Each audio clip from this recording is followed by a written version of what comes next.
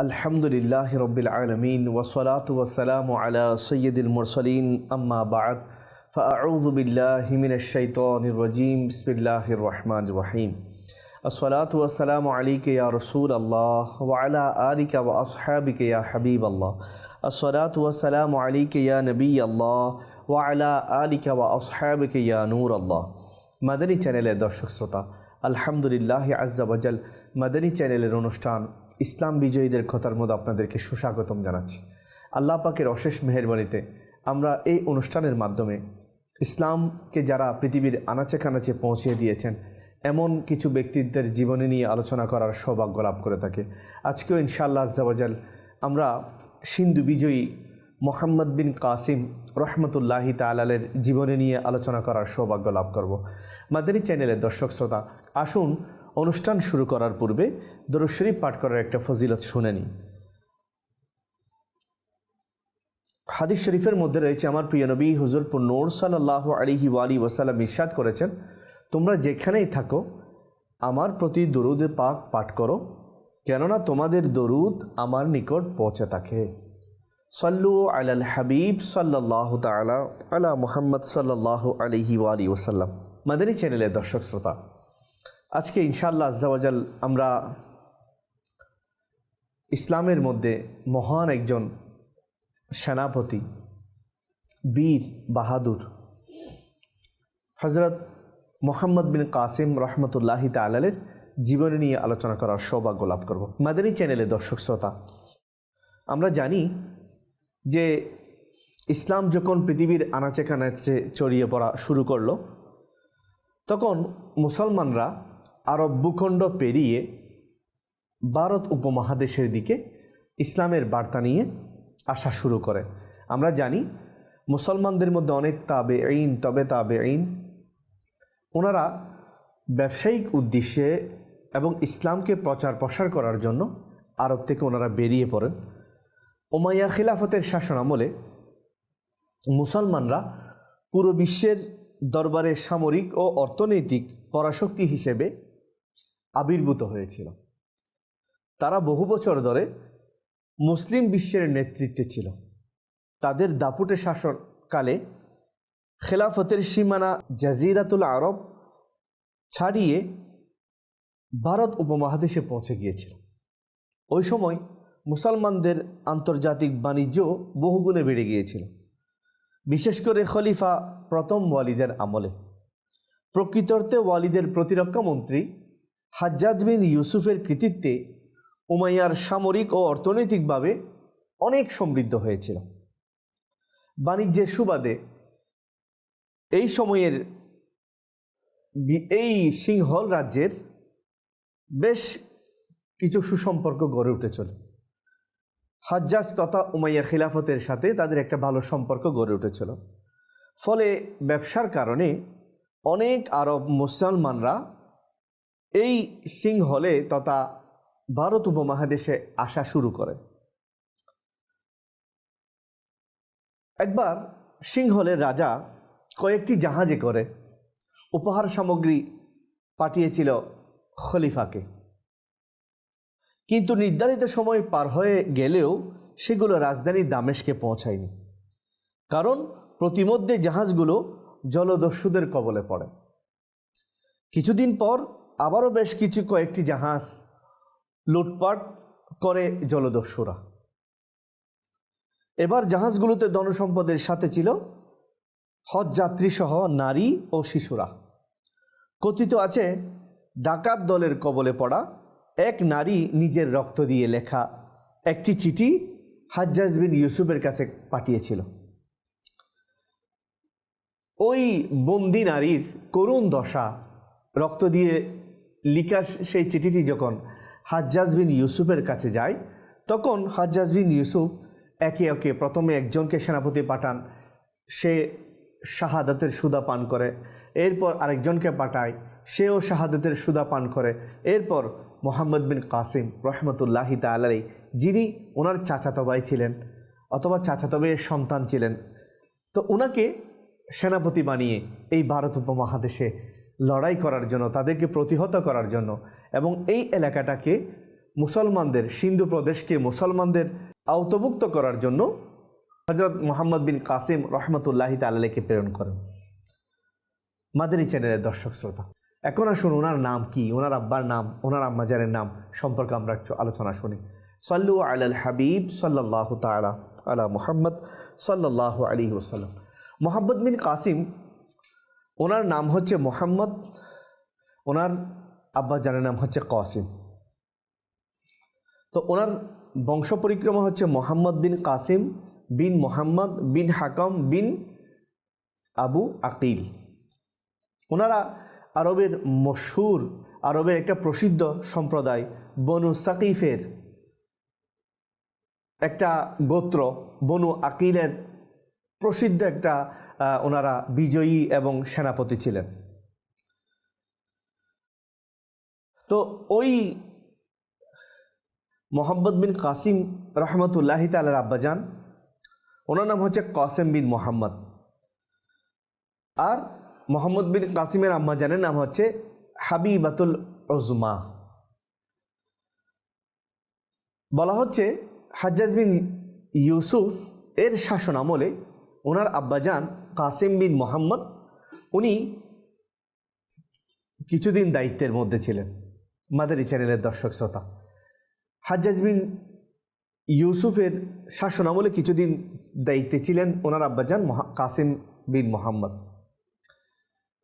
মুহাম্মদ বিন কাসিম রহমতুল্লাহি তাআলা আলাইহি উনি ওনার আব্বা মুহাম্মদ বিন কাসিমের ওই এলাকায় এবং ওনার শহরেই, আপন শহরেই উনি জন্মগ্রহণ করেন। প্রাথমিক শিক্ষা ওনার আব্বার কাছ থেকে উনি লাভ করেন। এরপর উনি বড় বড় জ্ঞানী গুণী মনীষীদের সহবতের মধ্যে, সংস্পর্শের মধ্যে থাকেন। এভাবে উনি ওনার আব্বাজানের বিভিন্ন নতুন নতুন এলাকায় সফর করার কারণে অনেক বড় বড় মনীষীদের সংস্পর্শ লাভ করে। ওনার জ্ঞান, ওনার বিভিন্ন গুণাবলী দিন দিন বাড়তেই থাকে। সাল্লু আলাল হাবিব সাল্লাল্লাহু তাআলা আলা মুহাম্মদ সাল্লাল্লাহু আলাইহি ওয়াসাল্লাম। মাদানী চ্যানেলে দর্শক শ্রোতা, মুহাম্মদ বিন কাসিম রহমতুল্লাহি তাআলা আলাইহি খুবই অল্প সময়ের মধ্যে মুসলমান বাহিনীর সেনাপতি নিযুক্ত হন। ওনাকে সেনাপতি বানানো হয় কেননা ওনার ইতিপূর্বে ওনার প্রশংসা, ওনার লড়াইয়ের কৌশল, ওনার সুন্দর আচরণ, ওনার বিভিন্ন দূরদর্শী চিন্তা ভাবনা, এটা হাজ্জাজ বিন ইউসুফের কাছে ওনার ব্যাপারে খবর এসেছিল, সংবাদ পৌঁছেছিল। এই জন্য সিন্ধকে বিজয় করার জন্য, আয়ত্তে আনার জন্য হাজ্জাজ বিন ইউসুফ মুহাম্মদ বিন কাসিম রহমতুল্লাহ আলাইকে নিযুক্ত করেন। মুহাম্মদ বিন কাসিম রহমতুল্লাহি তাআলা আলাইহি ওই সিন্ধু প্রদেশের যিনি রাজা তখনকার সময় ছিল, তার সাথে কি করেন, বিভিন্নভাবে লড়াই করেন এবং আল্লাহ পাকের দয়ায় ওই সিন্ধু প্রদেশটা উনি বিজয় করেন। বিভিন্ন বর্ণনা এসেছে। তো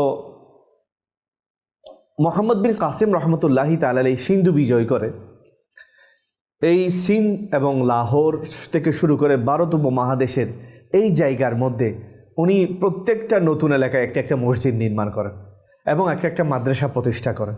এইভাবে প্রতিটা ঘরে ঘরে মুসলমানদের, এবং বলা হচ্ছে বিশেষ করে সিন্ধ প্রদেশ এবং ওই ভারত উপমহাদেশের মধ্যে ঘরে ঘরে হুফাজে কেরাম, ওলামায়ে কেরাম, মুফতিয়ানে কেরাম ঘরে ঘরে এটা গড়ে উঠতে শুরু করে এবং মাশাআল্লাহ অনেক ওলামায়ে কেরামের একটা সমাহার হয়েছে এবং তিনি 4000 পরিবারকে, যারা আরব শরীফ থেকে এসেছে, তারা এই ভারত উপমহাদেশের বিভিন্ন জায়গায় সেটেল করে দেন। মাদানী চ্যানেলের দর্শক শ্রোতা, বর্তমান সময়ে আমরা দেখি আমাদের পূর্বপুরুষ, অনেক বংশের পূর্বপুরুষ আরব থেকে এসেছে। এটা কখন এসেছে আমরা আজকের অনুষ্ঠান থেকে জানতে পারলাম।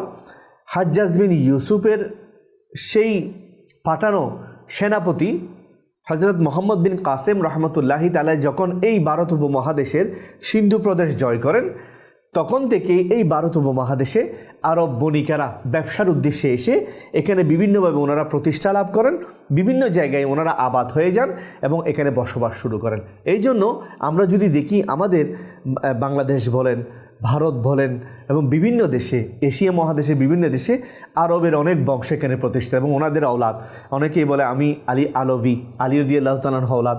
অনেকেই বলে আমি আবু আইয়ুব আনসারী রাদিয়াল্লাহু তাআলার বংশধর। এভাবে বিভিন্ন বংশধর, অনেকে সৈয়দ বংশ বলেন। তো এগুলো এসেছে ওই তখনকার সময়ে মোহাম্মদ বিন কাসিম রহমতুল্লাহি তাআলা আলাইহি যখন এই ভারত উপমহাদেশে আসেন, বিভিন্ন এলাকা বিজয় করেন, তখন আরবের বণিকেরা এখানে এসে বসবাস শুরু করে। তারা এখানে এসে তাদের সংসার, তাদের সন্তান সন্ততি এখানে বড় হতে শুরু করে এবং এখানে ওনারা ইসলাম প্রসার করেছেন। মানুষকে ইসলামের প্রতি সুন্দরভাবে শিক্ষা দিয়েছেন, মানুষকে দিন ধর্ম শিখিয়েছেন, কোরআন শরীফ শিখিয়েছেন, হাদিস শরীফ শিখিয়েছেন, তফসির এবং বিভিন্ন ধর্মীয় জ্ঞানে তাদেরকে আদর্শবান করে আজকে ইসলামকে এই উপমহাদেশের মধ্যে প্রতিষ্ঠিত করেছেন। মাদানী চ্যানেলের দর্শক শ্রোতা, আমরা এই আলোচনা থেকে বুঝতে পারলাম যে হাজ্জাজ বিন ইউসুফের শাসনামলে মোহাম্মদ বিন কাসিম রহমতুল্লাহি তাআলার অবদানে এই ভারত উপমহাদেশে আল্লাহ তাআলা অনেক দয়া করেছেন, ইসলামের সেই ছায়াটা, সুশীতল ছায়াটা ছড়িয়ে দিয়েছেন। মাদানী চ্যানেলের দর্শক শ্রোতা, ইসলাম বিজয়ীদের কথাই অনুষ্ঠানের মধ্যে আমরা আজকে মোহাম্মদ বিন কাসিম রহমতুল্লাহি তাআলা এই সম্পর্কে আলোচনা শুনছি।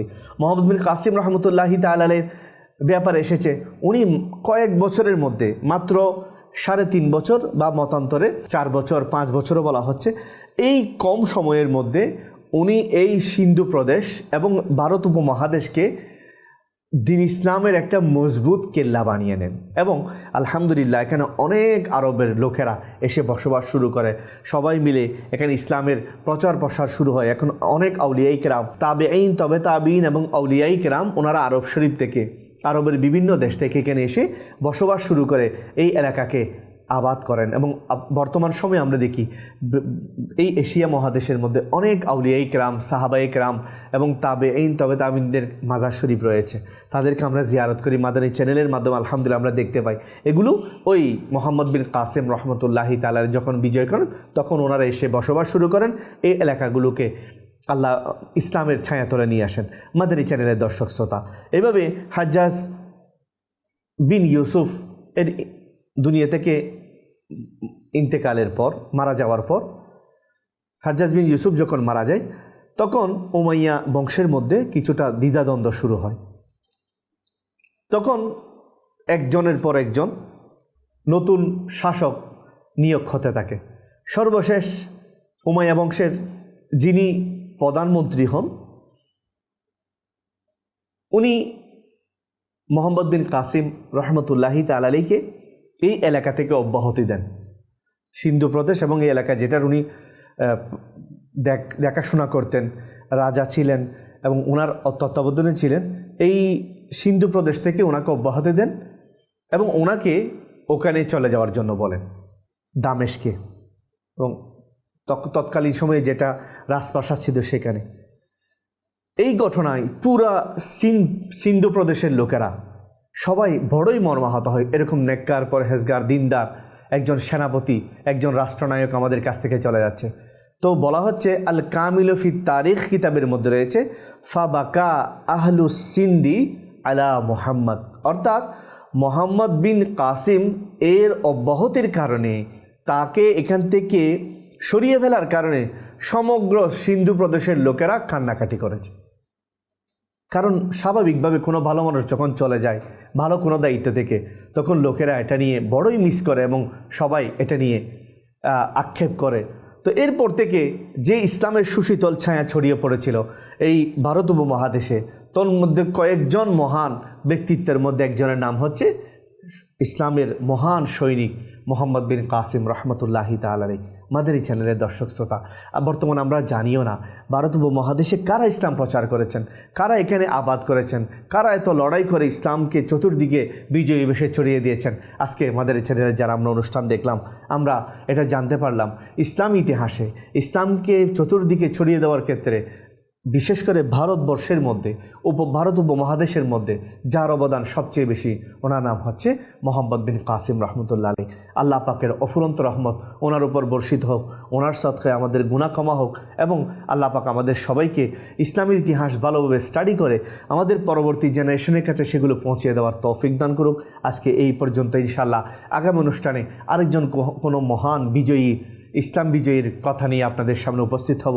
ভালো থাকুন, সুস্থ থাকুন, মাদানী চ্যানেল দেখতে থাকুন। সাল্লু আলাল হাবিব সাল্লাল্লাহু তাআলা আলা মুহাম্মদ সাল্লাল্লাহু আলাইহি ওয়া সাল্লাম।